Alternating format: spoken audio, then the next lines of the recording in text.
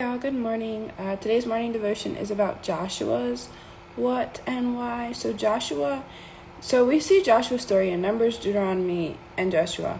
And he was one of the men sent to explore the promised land after the Israelites were delivered from Egypt. And he had the faith to believe for it, but 12 of them were sent, 10 of the others did not.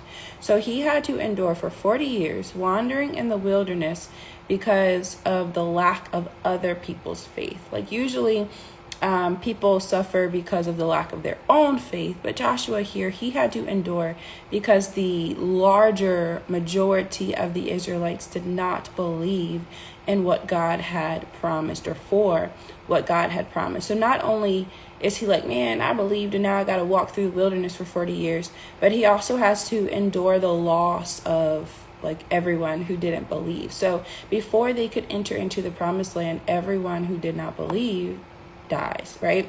So he's enduring having to wander through this wilderness when he knows like the goodness of what could have been presently enjoyed.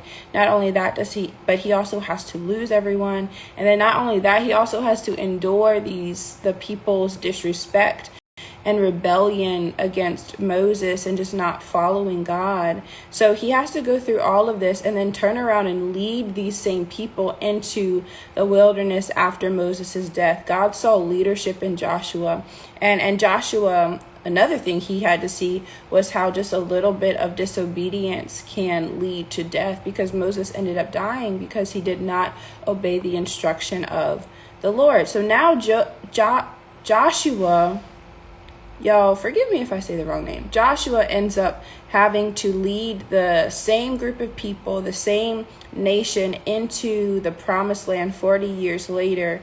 And he has to now not finish what Moses started, but finish